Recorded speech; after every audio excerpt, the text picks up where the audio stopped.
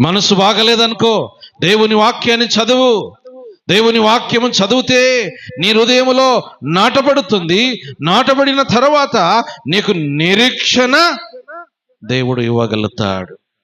హల్లెలూయా, హల్లెలూయా. చాలా మంది మనం ఏం చేస్తామంటే దేవుని వాక్యాన్ని చదవము.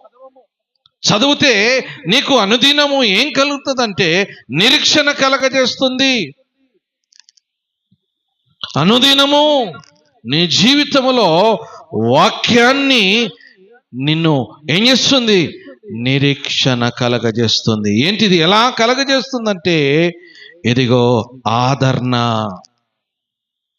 వాక్యం చదివితే ఏం కలుగుతుంది? ఆదరణ, ధైర్యము. వాక్యం చదివితే నీలో ఒక ధైర్యం వస్తుంది, ఆదరణ కలుగుతుంది. దుఃఖములు ఉన్నవా?